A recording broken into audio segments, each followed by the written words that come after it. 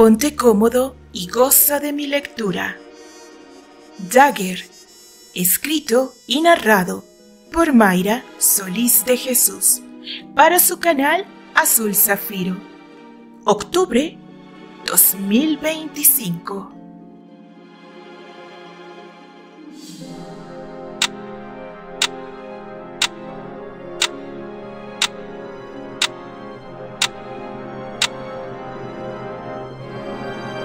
Capítulo 7.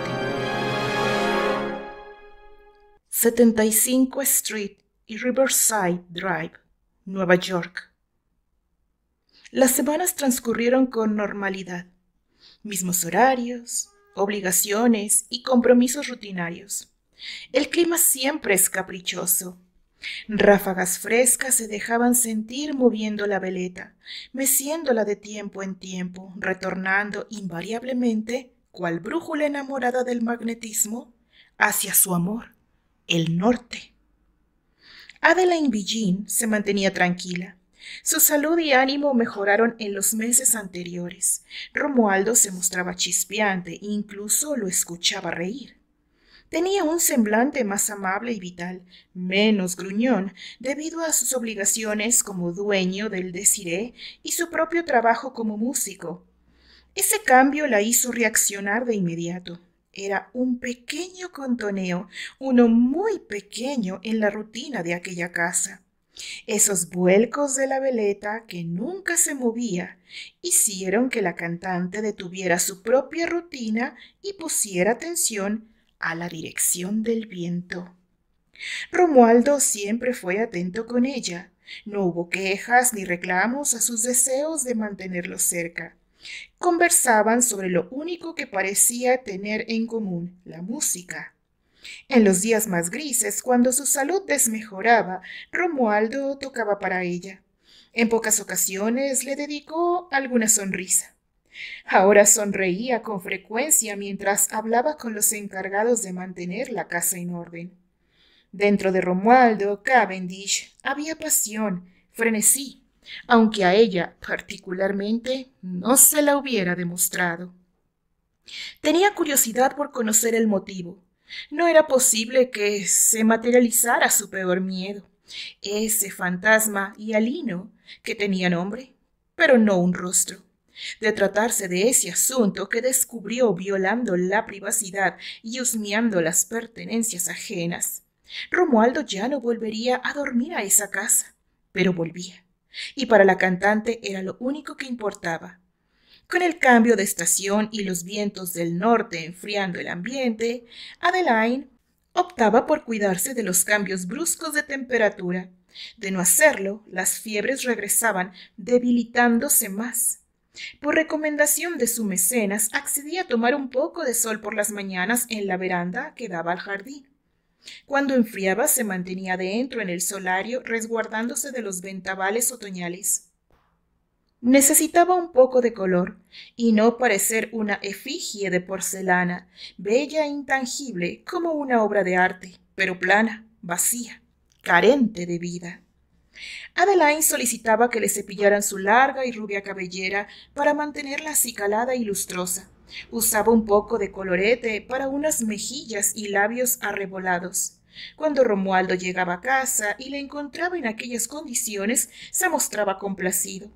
Platicaban animadamente. Sabía que no era capaz de arrancarle una sonrisa especial, puesto que las sonrisas que le prodigaba eran las mismas que se le dan a un vecino o al cartero que trae el correo. Pero lo tenía a su lado. Vivían juntos. De aquella enorme casa, solo 3 de los 7 pisos eran ocupados. Área común en la primera planta, primer piso ocupado por las damas Billin, el 7º y último piso era el verdadero hogar de Romualdo. Su benefactor puso una buena distancia entre ambos, como si fueran vecinos en un edificio. Ella no subía a menos que se supiera sola en la casa, y tenía que esperar a que él bajara para poder hablarle. Así era su vida puertas adentro, aunque el mundo afuera de esas paredes creyera lo contrario, pues nadie se molestaba en desmentirlo. A mediados de septiembre, la temporada teatral de otoño estaba a la vuelta de la esquina en Broadway. Los centros de entretenimiento también tenían sus propias carteleras con todo tipo de espectáculos nocturnos. El Desiree no era la excepción. Romualdo estrenaba como coproductor de una serie de conciertos de jazz con los exponentes del momento. Miles Davis, Thenorius Monk y posiblemente Duke Ellington estaban agendados. Por su parte, Adeline comenzó una nueva etapa. Parecía que los baños de sol hubieran nutrido sus células e infundiendo nuevos bríos. Empezó a escribir canciones como pasatiempo, situación que el pianista celebró ampliamente.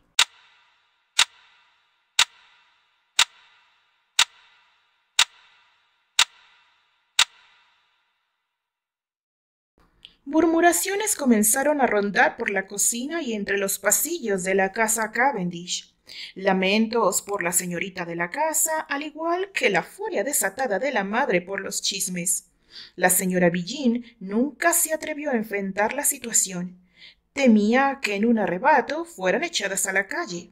Prefería tragarse la indignación, aunque sus oídos siempre estaban prestos a los cuchicheos del servicio para mantenerse informada. Preocúpate, madre, cuando no vuelva, expresó Adeline con toda calma. Después de meditarlo un poco, Margaret llegó a una conclusión. Romualdo se hacía cargo de la casa y las necesidades de sus invitadas, porque así era como las nombraba, mis invitadas, título que su hija odiaba, ya que invertía en espectáculos variados seguramente los dividendos llegarían a manos llenas. Adeline tenía razón. Ella era el motivo de Cavendish para volver a casa y atenderlas como si los uniera un lazo legal. Mientras eso no cambiara, ¿qué importaba lo que dijeran? Margaret Villín se comía la cabeza pensando en la cotilla. No entendía cómo era que a Romualdo, teniendo un áspero carácter, no parecía afectarle.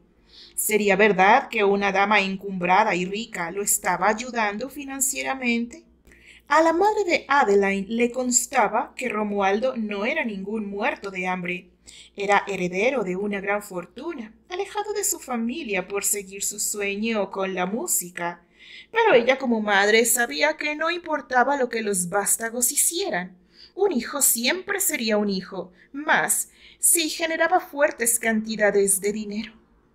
Por ejemplo, su primogénita, que con su hermosa voz se volvió rápidamente reconocida, hasta que cometió la tontería de enamorarse de una cara bonita y echar por la borda toda la educación de conservatorio que ella le había prodigado. Ahora, con la voz perdida, no le quedaba de otra que apoyarla en la farsa de creerse la novia oficial del pianista sin serlo. Esperaban poder lograrlo así fuera por lástima. Adeline tenía en sus planes convertirse en la señora Cavendish. De cualquier forma, ya se comportaba como tal. Tenía que soportar ese negro humor masculino con tal de que su hija lo atara y cumplir así su cometido de asegurar el futuro de fama y fortuna que perdió por su encaprichamiento. Madre e hija llevaban una vida desahogada y con ciertos lujos. Ninguna podía quejarse.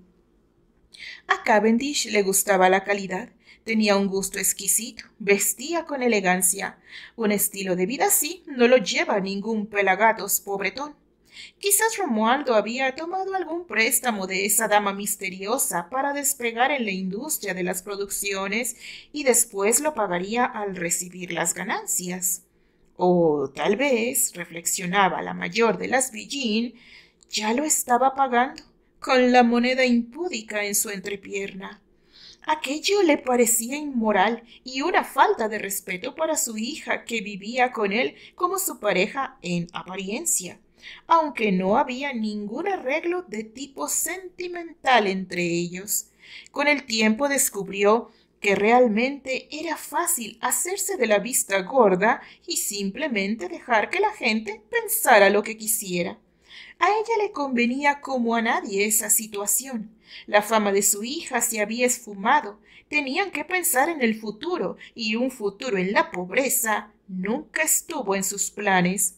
Así que, como dijo Adeline, los privilegios y atenciones seguirán mientras regresara con ella.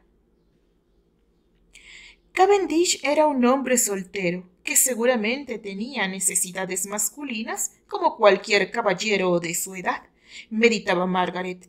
Si lo pensaba bien, era mejor que saciara los instintos carnales allá afuera a que exigiera a Adeline cumplir con un adeudo destinado a las esposas o a las mujerzuelas.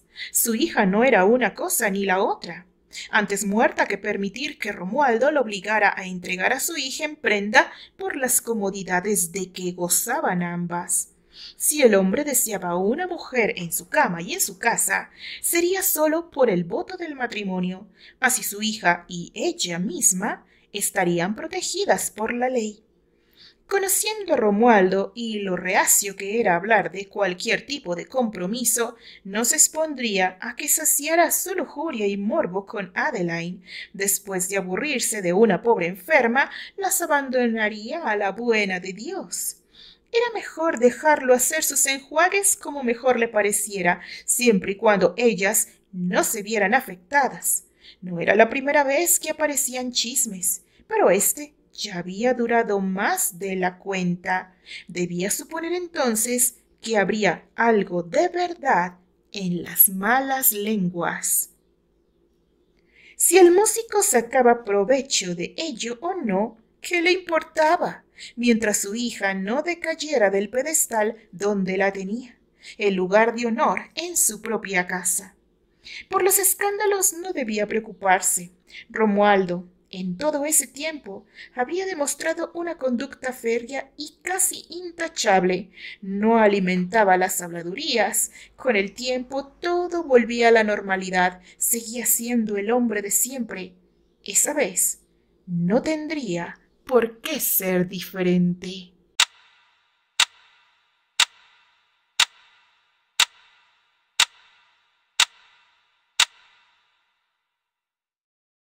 A principios de noviembre, después de una temporada de presentaciones agotadora con llenos totales, Romualdo interrumpió sus visitas al penthouse en la fastuosa torre del Hotel Dagger y Dagger. Simplemente comunicó que iba a tomarse un tiempo sin dar mayor explicación. Con el paso de los días, la pelirroja resintió esa ausencia, que llegaba al punto de no saber de él. Ya no la visitaba, y cuando mandaba una nota a su lugar de trabajo no se la aceptaban, argumentando que se había marchado justo al terminar la función nocturna. Recelosa de esa actitud, Belphoebe no sabía si estaba evitándola o si realmente, como se lo dijo, estaba en un periodo de claustro autoimpuesto. Después de 2 semanas sin verle ni tener noticias suyas, la distinguida dama comenzó a preocuparse, mas recordó que parte de su acuerdo incluía no hacer preguntas ni reclamos o pedir explicaciones de ningún tipo. Para su mayor desespero, no podía evitar extrañarlo. Se acostumbró a su presencia, odiaba reconocerlo. Era el periodo más largo sin comunicarse desde que se reencontraron, salvándose de una muerte segura, una noche fría de enero, hacía 10 meses. Ni siquiera cuando estaba con los preparativos de la temporada de presentaciones de jazz estuvo tan ocupado que no podía atenderla. Imaginó que tal vez Adeline podría estar enferma. Indagando con la ayuda de una cómplice, se enteró, para su sorpresa, de que ocurría lo contrario. La siguiente temporada de presentaciones tenía como estrella principal a Cavendish como compositor de la música de las canciones escritas por Adeline Begin, donde además volvía a ser productor. Tal información confirmaba que la cantante en desgracia se encontraba bien de salud como para enrolarse en un proyecto así. Incluso se le veía tras bambalinas pendiente de los ensayos. Habían dicho algunos empleados a la espía de la señorita Dagger. Entonces, ¿Qué era lo que ocurría con su amigo? ¿Acaso se estaba escondiendo porque iba a ayudar a su huésped enferma y no quería que lo vieran con ella? Que los rumores hicieran las delicias de la prensa amarillista, uniéndolos como pareja oficial. La sola idea lograba encender el monstruo de los celos en la temperamental mujer, no por considerarla una rival, sino por el tiempo que pasaba junto a la cantante y no con ella en su cama. La mente de Belphoebe imaginaba una y mil cosas para excusar la conducta de Romualdo. Reaccionaba molesta porque sabía que no podía reclamarle. No eran absolutamente nada más que dos hambrientos amantes al amparo de las sombras, escondiéndose de... ¿De quién? Se cuestionaba exaltada. Adeline ni siquiera movía uno solo de sus rojizos cabellos. No despertaba el más mínimo sentimiento que no fuera lástima. Era un cero a la izquierda para ella. Nada de qué preocuparse. Belphoebe comenzó a fumar compulsivamente. Estaba consciente de que se engañaba a sí misma. Si no hubiera nada entre ambos, no estaría así, mandando espías para saber de él. No sentiría esa ausencia tan seca y dura, no lo extrañaría tanto al punto de hacerle derramar lágrimas de rabia por sentirse abandonada. Le hacía falta el calor de su cuerpo, los besos rudos, los mimos tiernos que le provocaban felicidad. Suspiraba añorando la forma en que sus manos de dedos largos y delgados recorrían su cuerpo. Y la lengua. Necesitaba urgentemente su lengua de gato lamiendo sus rincones íntimos, vistiendo de fuego su piel. Estaba enamorada, ya no podía negarlo, tan embelesada en su forma de entregarse que al muy imbécil le provocaba llorar. Derramaba lágrimas de desesperación, de angustia, incluso enojo por no saber de él. La peor parte era tener que esperar a que se comunicara o viniera ella porque no sabía qué era de su vida o dónde demonios se metía cuando no estaba con... Como una estrella fugaz que ilumina una noche lóbrega, su mente obtuvo la respuesta. Conocía a dónde iba Romualdo cuando requería de un refugio. Sonriendo como un adolescente, recordó que vivió en ese lugar más de un mes. Tal vez ahora él la necesitaba, pero era demasiado orgulloso para pedirlo o admitirlo al menos, así como ella misma lo era. Si Mahoma no va a la montaña irá a Mahoma, se dijo. Se envolvió en el abrigo menos glamoroso que encontró en su amplio armario y colocó una pañoleta negra en la cabeza para cubrir por completo su cabello carmesí. Luego se puso un sombrero de ala ancha y salió dejando atrás la tristeza que se esfumó como por arte de magia. Fue a buscarlo con la seguridad de que lo encontraría en aquel modesto departamento en los suburbios.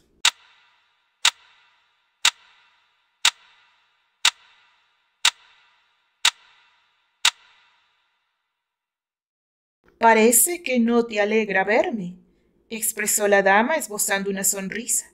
Por dentro sintió decepción al ver la cara de piedra que puso Romualdo al abrirle la puerta y reconocerla. No es eso. Me resulta extraño tener visitas en este lugar. Pasa, por favor. Aun así el hombre no olvidaba sus modales. Belphoebe se introdujo en la pieza. Olía a sándalo y canela. El fuego crepitaba en el hogar. Era tan acogedor como lo recordaba. Suspiró. Incluso podría decir que añoraba esos días.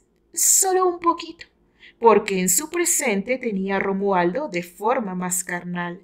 Eso envió un certero tirón a su entrepierna. Muchas veces imaginó tener intimidad en ese lugar. Fantaseaba con seducir a Romualdo y volverlo su esclavo en aquel refugio tan escondido y privado.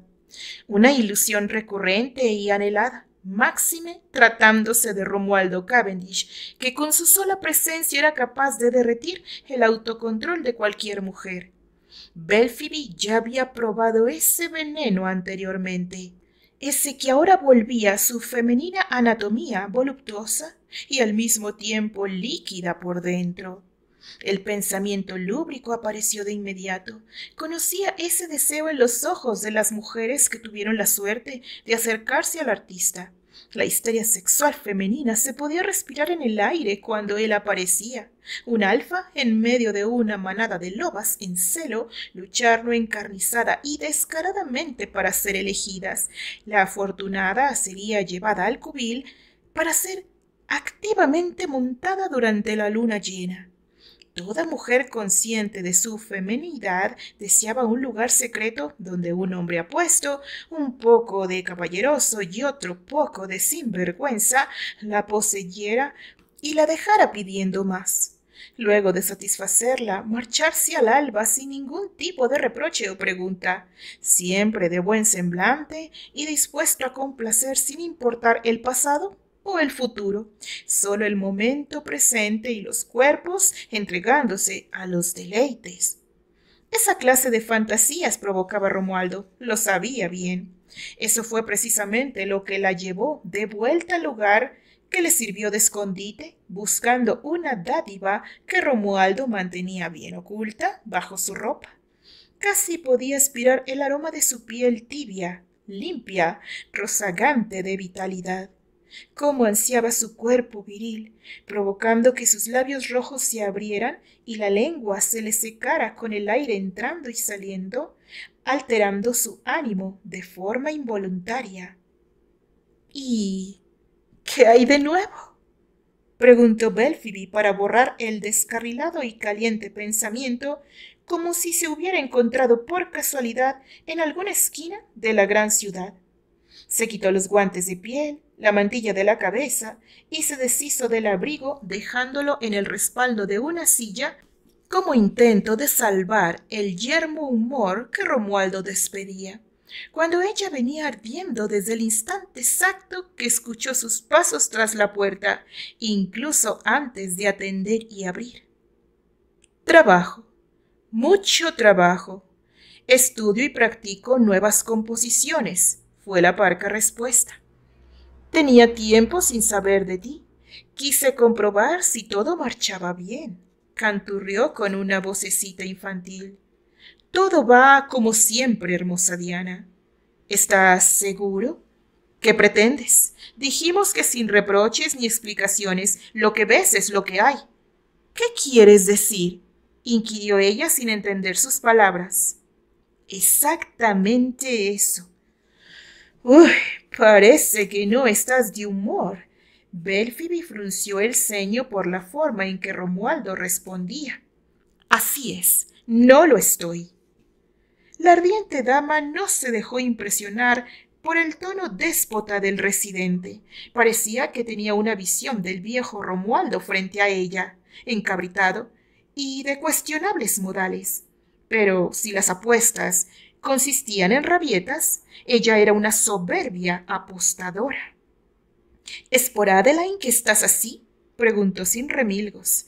¿De qué hablas?, respondió irritado. Sí, desde que intervienes en su espectáculo, parece que te transformaste en Mr. Hyde.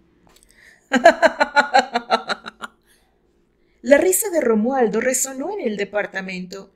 Luego se dirigió hacia la cocineta y sirvió de la tetera que silbaba 2 humeantes tazas de té sin endulzar. Después se dirigió a la estancia y le pasó un platillo con la taza llena de líquido caliente a Belphegor, la cual aceptó de buena gana. Parecía que con su comentario lo había traído de vuelta a su terreno. No la instó a que se fuera. Al contrario, parecía que la invitaba a quedarse y seguir a su lado. Si quieres azúcar, sabes dónde encontrarla. Estoy bien, gracias, dijo ella meneando el líquido con la cucharilla. ¿Y bien, Mr. Hyde? Dígame, ¿qué asunto lo tiene poseso? Hermosa Diana. Romualdo se llevó la taza a los labios y sorbió un poco de la emulsión. Luego tomó asiento en el sillón de piel oscura que era su favorito. A su lado derecho había una encantadora mesita con varios libros con separadores indicando la última página leída. ¿Realmente crees conocerme?, dijo mirándola con seriedad. Lo piensas porque tenemos buen sexo, pero es solo superficie. Esto es lo que en realidad soy. ¿Eres una especie de monstruo que prefiere recluirse en un mundo de sombras? Creo que lo más acertado para este caso sería un nuevo fantasma de la ópera, conjeturó ella entre risas, no tomando en serio lo que Romualdo había dicho.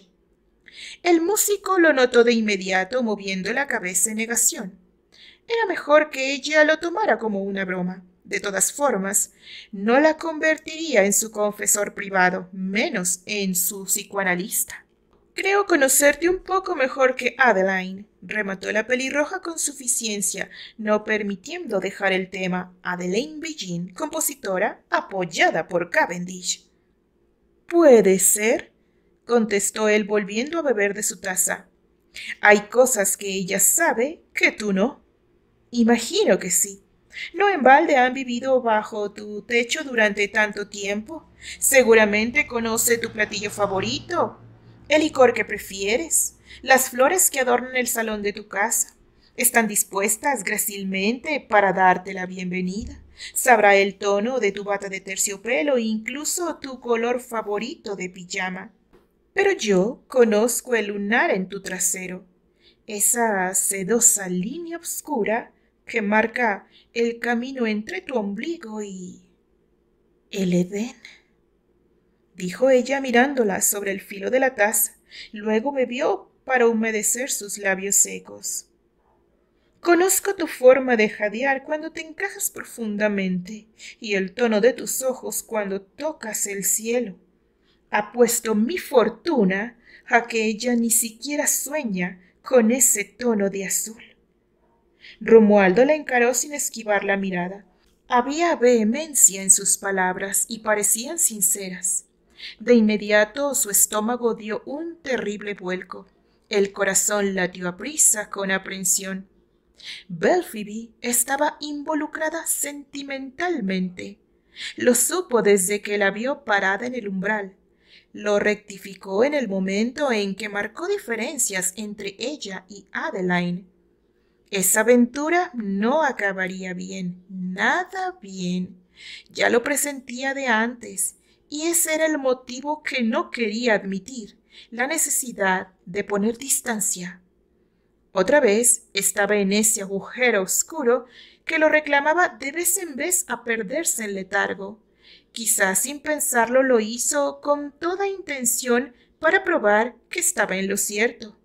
Y he ahí su respuesta, sentada seductoramente con la pierna cruzada, bebiendo té frente a él, fingiendo tranquilidad cuando en realidad esperaba una respuesta a su declaratoria. Veía la agitación en sus pardos ojos. La conocía, e irónicamente iba a suceder de nuevo. Nada. Belphebe. Romualdo por primera vez la llamó por su nombre real, emitiendo un suspiro que no pudo contener. La pelirroja lo entendió. ¿Cómo quiso entenderlo? Belphebe, no sé a qué viene eso de Adeline, exclamó meneando su mano. Se salió por la tangente sin siquiera pensarlo. Está ocupada trabajando. Me alegro por ella. Estoy financiando su trabajo porque es bueno. Merece la oportunidad. No sé a qué viene la mención de... Belphebe no lo dejó terminar, con sus alegatos airados. Ella se puso de pie. 3 zancadas en zapatos de tacón alto rompieron la distancia entre ellos. Ahora estaba sentada horcajada sobre el regazo masculino, besando con desesperación a Romualdo. Trató de contenerla, pero la mujer, que en otro tiempo le provocó un profundo daño, sabía cómo encenderle la sangre. 3000 infiernos me condenen. Masculló para sus adentros. Estaba necesitado. Ella aprendió rápidamente a leer esa necesidad, saciarla y calmarla, aunque fuera por momentos. Podría incluso decir que le tomó un cariño especial. Ya entendí que Adeline es un cero a la izquierda. Me quedó claro, dijo ella entre lametones y mordiscos. Ahora lo que quiero y por lo que he venido es por ti. Ella estaba devorando su boca y él correspondiendo a ese ardor. Romualdo, te necesito. No puedes simplemente dejarme así, con estas ganas. Te deseo. Yo nunca dije eso, Belphoebe, aunque también necesito distracción. Sintiéndose victoriosa, sonrió feliz. Sus dedos viajaron a los botones de la camisa de su fiero amante cuando unas cálidas manos la detuvieron. No, vámonos de aquí. Pero, Romualdo, lloriqueó la pelirroja sin dejar de besarlo. No te pongas difícil. Aquí no. Vamos a tu casa. Necesito un desahogo largo, muy largo. Pues, tómame entonces. Ahí, vestidos frente a la chimenea.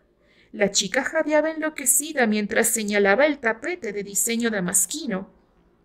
Aquí mismo, en el sofá, insistió frotándose, sintiendo la calidez que emanaba de aquella zona en ambos cuerpos. Cada vez que te sientes aquí a leer, te acordarás de mí. Al escuchar esas palabras, Romualdo se puso de pie como un resorte, cargando a Belphoebe a horcajadas, para luego depositarla en el suelo, para su desconcierto. Fue por el abrigo de la mujer, le ayudó a ponérselo a pesar de la mala gana de ella. Se cercioró de que las llaves del gas estuvieran cerradas. La pelirroja estaba paralizada ante la urgencia con que él actuaba. Le pasó la mantilla de seda, el sombrero y el elegante bolso de mano. Se ocupó de sí mismo colocándose su propio abrigo a toda prisa. Difuminó con el hurgón los últimos leños ardientes para que se apagasen rápidamente y atizó el contenido en la chimenea hasta que comenzó a humear. Cogió la bufanda del perchero y ante la mirada atónita de su inquieta amante, que solo lo veía ir y venir, la tomó del brazo y salió con ella del departamento.